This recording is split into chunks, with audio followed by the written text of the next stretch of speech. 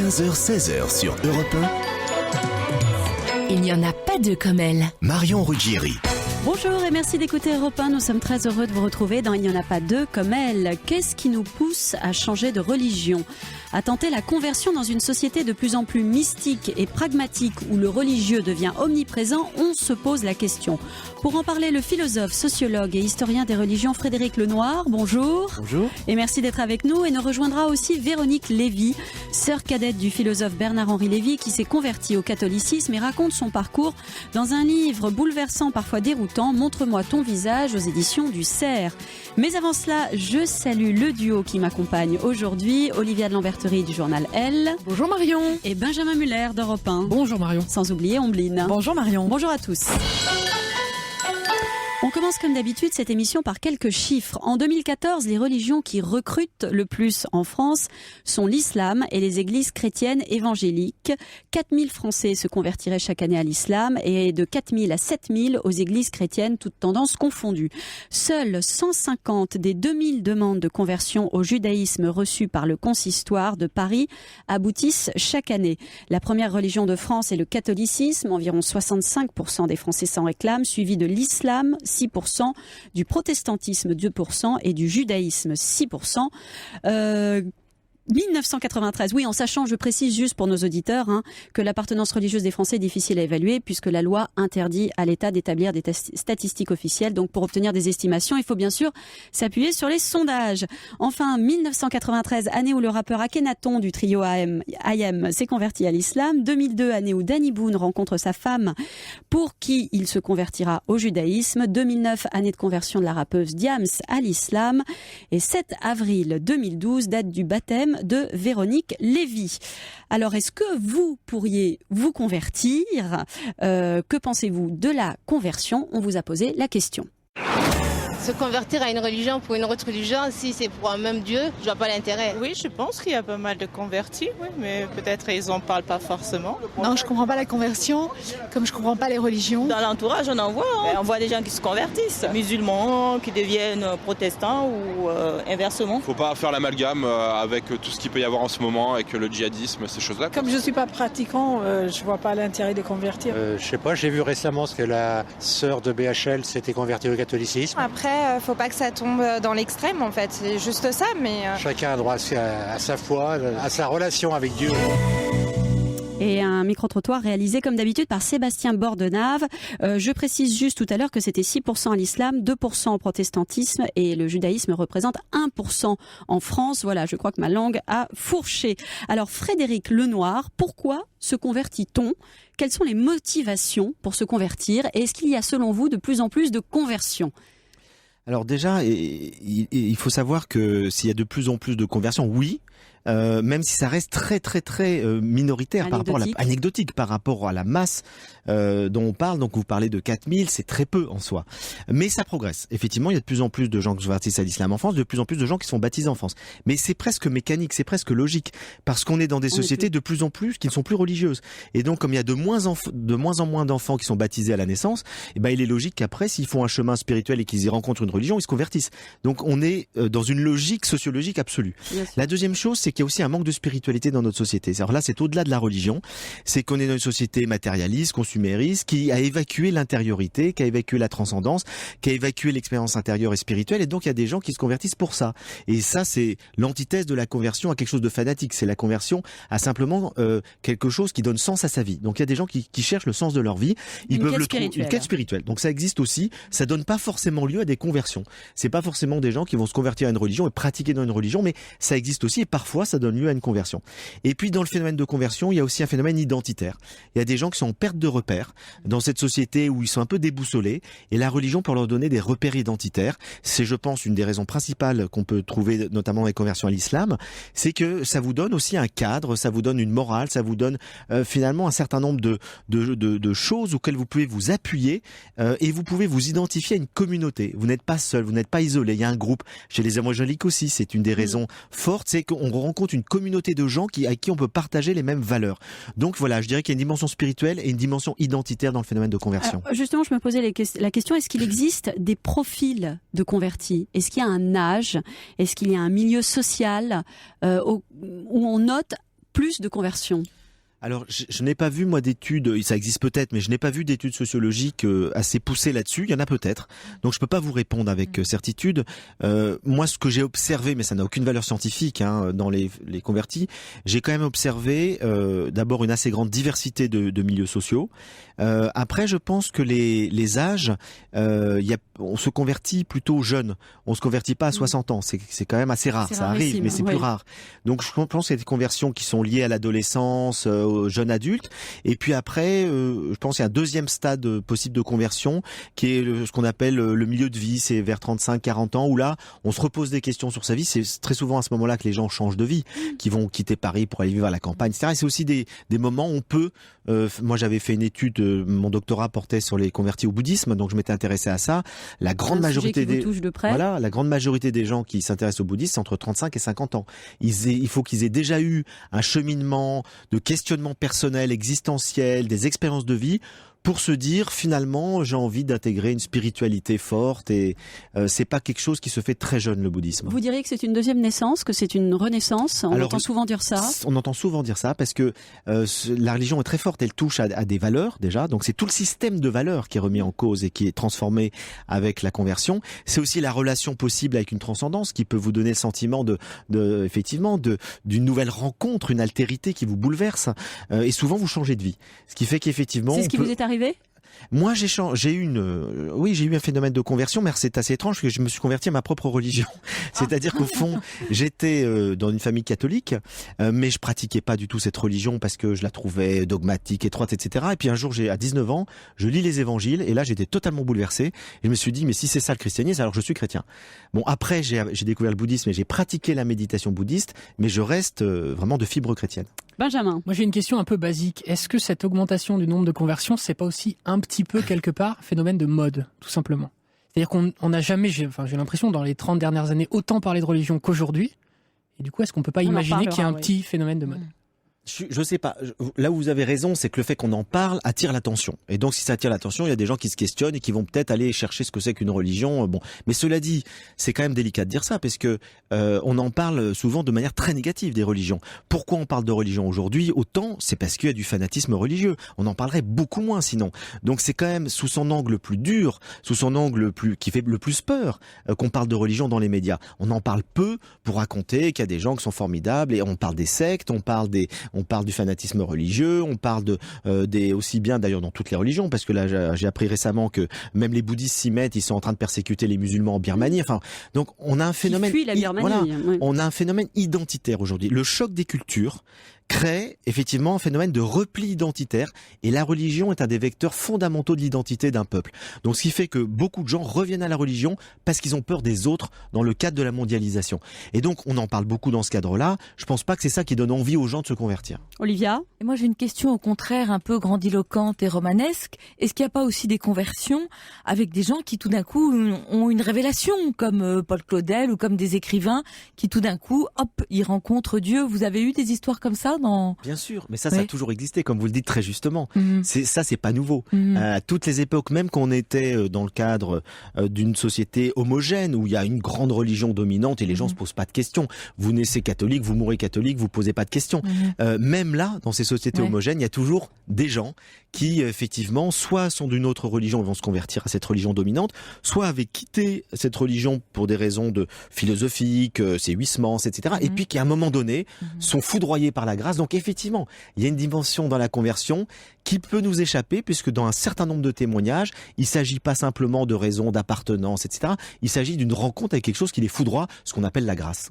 Véronique Lévy, bonjour. Bonjour. Et merci d'être avec nous. Vous êtes la sœur cadette du philosophe Bernard-Henri Lévy. Après une jeunesse que vous racontez également dans votre roman, qu'on pourrait qualifier de débridée, vous avez rencontré le Christ, comme en parlait Frédéric Lenoir. Vous racontez votre parcours et votre conversion radicale au catholicisme dans une confession, un livre confession qui s'appelle Montre-moi ton visage aux éditions du Cerf. Alors Véronique Lévy, la première question que j'aimerais vous poser, c'est que ça n'a pas dû être simple de se convertir au catholicisme quand on porte le nom de Lévy, l'une des Je sais pas, excusez-moi, c'est une question que je me... En fait, la conversion a commencé très tôt, puisque toute petite, sur une plage d'Antibes, une enfant m'a parlé de Jésus, en me disant, si tu ne crois pas en Jésus, tu seras emporté par les robots. Donc le Christ s'est positionné comme le sauveur de l'humanité face à l'homme robot interchangeable et anonyme d'une liste d'une enquête statistique, un homme machine, un homme sans visage. Et donc, petit à petit, voilà, Dieu a opéré à travers des songes, etc. Et à travers des signes, vous racontez dans votre livre. Et à travers des signes. Et donc, dont votre prénom. Oui. Donc, ça s'est fait de l'intérieur. Et pour moi, c'est, comme disait Frédéric Lenoir, c'est une rencontre, si ce n'est foudroyante, en tout cas enveloppante. Je n'avais pas d'autre choix que d'aller vers l'amour, vers cet amour nucléaire. Et donc, peu importe les liens originels, je dirais, voilà. Oui, parce que je précise, vous êtes né dans une famille juive non pratiquante. Hein, votre papa était laïque. La religion avait quelle place dans votre famille? Alors, mes parents ne pratiquaient pas du tout. J'avais un arrière-grand-père rabbin, je l'ai appris plus tard. Il est vrai que quand j'ai annoncé à mon frère aîné la date de mon baptême, il est tombé des nues. Voilà, il a, je crois qu'au départ, il a été ébranlé parce qu'il a eu l'impression, il l'a dit lui-même, que je coupais une chaîne de transmission. Et moi, je n'ai pas du tout cette impression. J'ai l'impression, au contraire, que il n'y a pas d'opposition entre le catholicisme et le judaïsme biblique, que c'est au contraire un accomplissement, que le judaïsme de la première alliance est comme l'estuaire qui se jette dans l'océan de la révélation du Christ. Et donc, moi, je ne l'ai pas vécu comme un déchirement. Bon, c'est vrai que mon frère, en plus, est venu à mon baptême, que j'ai eu des mois de silence ensuite, que ça a été difficile. C'était en avril 2012. Voilà, exactement. Donc ça a été difficile, ces mois de silence. Vous voulez dire où vous lui avez parlé? Oui, je l'appelais, il répondait pas. Et donc, mais voilà, comme je le dis dans le livre à un moment, je viens à toi, à la barbe de mes frères, pas comme Nicodème de nuit, puisque Nicodème est un pharisien qui est venu retrouver Jésus la nuit. Moi, c'est en plein jour, voilà. Mais la conversion s'est faite effectivement progressivement. Et elle a eu lieu vraiment, l'entrée en église a eu lieu en 2012, après une blessure, un anéantissement de tout mon être suite à une rupture amoureuse qui m'a mis KO. Vous racontez d'ailleurs dans ce livre, avec des mots extrêmement pudiques, on sent que c'était pas forcément la chose dont vous aviez envie de parler, mais parce que pour expliquer votre parcours, vous en avez parlé, vous racontez un viol alors que vous êtes à peine aux portes de l'adolescence, vous racontez le décès de votre grand-mère adorée, puis celui de vos parents, une jeunesse un peu cabossée où vous vous cherchez. Ce sont aussi ces épreuves qui vous ont amené sur le chemin de la spiritualité, ces épreuves douloureuses. Oui, mais absolument. Enfin, je dirais qu'à travers toutes ces blessures, ça crée des failles dans lesquelles la grâce et dans lesquelles, ça crée une soif immense et seule la soif de Dieu peut répondre à cette soif. C'est-à-dire qu'on est dans une société effectivement. Bon, ça peut paraître un peu cliché de dire ça, mais matérialiste, etc. Et moi, j'étais quelqu'un qui cherchait l'absolu, qui cherchait son visage, d'où le titre « Montre-moi ton visage ». Il est à double sens, ce titre, c'est-à-dire que c'est Dieu qui nous demande, c'est moi qui demande à Dieu, c'est tout le peuple de la première alliance et tous les êtres humains qui, au fond, sans le savoir, cherchent ce visage de l'amour inconditionnel de Dieu. Et puis c'est Dieu, et alors le Christ qui nous demande, mais où es-tu, comme dans le Jardin d'Éden? Je veux voir ton vrai visage, débarrassé de tous les masques, de toutes les projections qu'on a pu faire sur toi, familiales, amoureuses, etc.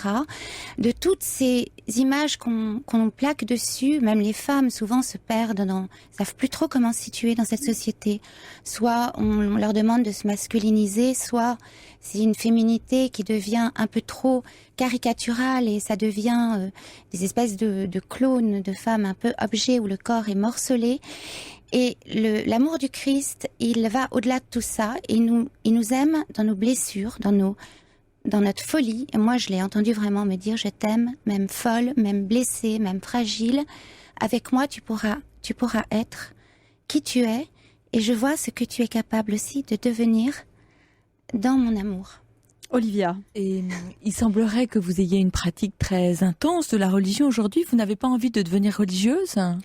Alors, c'est ce qu'on appelle le secret du roi. C'est-à-dire que ça, c'est vraiment entre... Voilà, je le protège encore. Voilà. Mais ce qui est sûr, c'est que je me jette dans la prière comme on se jette dans l'océan. C'est-à-dire que pour moi, c'est pas du tout un rite froid, dogmatique, mais c'est véritablement le lieu de la rencontre. L'Eucharistie, si vous voulez, la communion, c'est vraiment recevoir le corps et le sang du Christ. Donc c'est vraiment accueillir cet amour. Moi qui suis femme, voilà, je l'accueille dans chaque cellule de mon corps, de mon cœur. Et donc, c'est une fête. Chaque liturgie est une fête. C'est le lieu de la rencontre. Benjamin. Pour revenir sur le pur sujet de la conversion, est-ce que vous ne pensez pas que tout ce que la religion catholique vous a apporté, qui s'entend parfaitement, vous ne pensez pas que la religion juive aurait pu vous l'apporter ? Écoutez, est-ce que vous dites que les deux religions sont sœurs ? Non, c'est-à-dire que le judaïsme biblique s'accomplit dans le catholicisme, parce que dans le judaïsme biblique, il y a quand même cette notion du peuple qui a été élu non pas en vue d'une supériorité, mais en tant que peuple témoin, qui doit ensuite pour recevoir cette grâce de Dieu, mais ensuite s'en dessaisir pour l'offrir au monde entier, à toutes les nations. On le voit chez tous les prophètes, Ézéchiel, Jérémie, enfin dès le Deutéronome. Et c'est ce que fait le catholicisme, qui veut dire universel. En revanche, le judaïsme talmudique, je ne le connais pas très bien, mais ça me semble un peu plus replié sur lui-même. Donc, moi, je suis fidèle à la première alliance en devenant catholique. Voilà. C'est un amant de l'époque, Indar, qui va vous faire découvrir l'église Saint-Gervais, Saint-Protais dans mon souvenir, une communauté monastique en plein cœur de Paris. Est-ce que aujourd'hui vous pourriez aimer à nouveau un homme ? Vous avez dit que c'est une rupture qui vous a... Oui, alors j'aime tous les hommes et les femmes, en tout cas j'essaye de voir dans chaque homme et chaque femme, même les plus abîmés, même les plus violents, une étincelle de Dieu, ce sourire, cette image de Dieu, parce que elle est là, comme un poinçon sur chaque visage. Et il suffit de chercher. Je pense que le chrétien, c'est un sourcier qui essaye d'aller à la source, justement, et de voir la beauté du monde. Le royaume, il est ici et maintenant aussi. Je pense pas que Marion parlait de cet amour-là. Oui, elle parlait de l'amour pour un homme. Pour un homme en particulier, j'allais y répondre.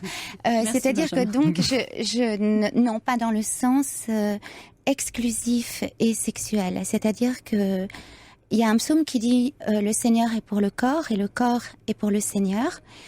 Et donc, je suis tombée amoureuse du Christ. Du Christ, Olivia. Voilà. Et vous parliez de votre famille, mais comment vos amis et votre entourage a-t-il vécu votre conversion ? Alors, quelques jours avant mon baptême, il est vrai que je suis retournée dans mon bar, dans ce fameux bar où j'en parle dans le livre, suite au décès de mes parents. En fait, j'ai eu une période très mouvementée, vous l'évoquiez tout à l'heure, où je passais la nuit à picoler, à danser avec tous les paumés de la Bastille, que j'aimais profondément, et parce que c'est des gens qui prenaient le risque de la vie. Et donc, je suis allée les retrouver pour leur annoncer la date de mon baptême. Et c'est vrai qu'ils se sont un peu inquiétés et qu'ils m'ont dit « Mais t'es devenue folle, qu'est-ce que t'as pris, qu'est-ce que t'as fumé ?»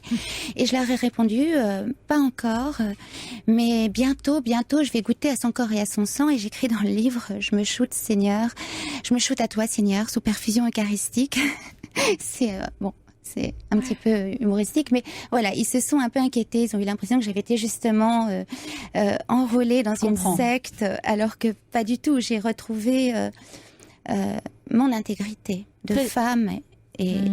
Frédéric Lenoir, c'est assez rare quand même de rencontrer quelqu'un comme Véronique Lévy, où vous avez je dirais, une certaine habitude de rencontrer des gens comme ça qui... C'est assez rare, effectivement, quand il y a une qui se sont convertis, qui plus est, du judaïsme au catholicisme. C'est plus difficile. Oui. C'est plus difficile parce que Véronique rappelait justement qu'il y a des liens très étroits, de très proches entre le judaïsme et le christianisme, mais l'histoire les a séparés de manière très dure. Et donc toutes les persécutions qu'ont subies les Juifs pendant des siècles à cause du catholicisme, justement, a laissé des traces très profondes. Ce qui fait que c'est très dur pour une personne juive de se convertir au catholicisme parce que c'est un sentiment d'une trahison par rapport à toute sa communauté qui a tant souffert.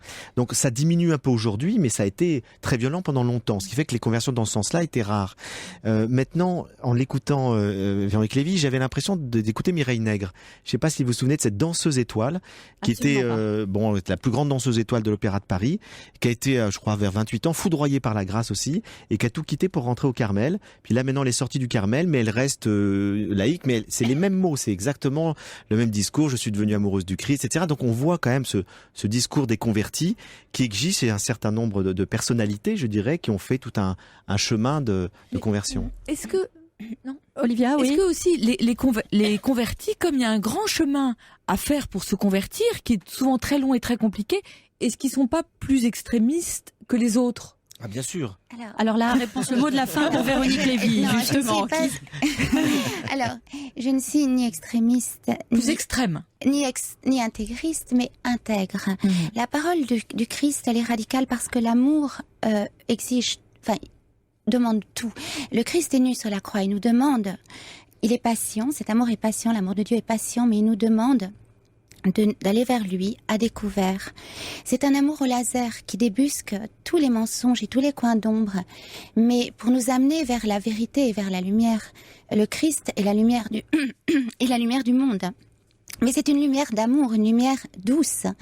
Et donc, c'est un discours en plus qui est tellement à contre-courant du discours ambiant, c'est-à-dire que c'est un discours où les fragiles, les derniers seront les premiers. C'est un discours féminin, avec des valeurs d'amour féminine, d'accueil. La miséricorde veut dire les entrailles maternelles. Donc, il n'y a pas d'extrémisme. Oui, tous les convertis ne sont pas des extrémistes au sens où on l'entend aujourd'hui, c'est-à-dire des gens dangereux. Mais vous avez tout à fait raison, Olivia. Évidemment, bien souvent, il y a plus d'extrême, de radicalité. Il y a plus de radicalité. Et déjà, Saint-Augustin déconseillait qu'on mette les convertis dans les processions parce qu'il disait ils vont créer un trouble à l'ordre public. Ils sont trop exaltés. Et aujourd'hui, on le voit dans l'islam, les convertis à l'islam sont souvent beaucoup plus radicaux que les gens qui sont nés dans une tradition. On pense qu'il y a une épicerie à Bordeaux où les convertis veulent que les femmes et les hommes ne viennent à des jours séparés. C'est aberrant. On n'a jamais vu ça dans les pays musulmans. Véronique Lévy, merci mille fois d'avoir été avec nous. Merci d'avoir témoigné aussi avec tant de sincérité, de courage aussi, il en faut. Je renvoie nos auditeurs à votre livre. Ça s'appelle Montre-moi ton visage et c'est aux éditions du Cerf. À très bientôt, j'espère.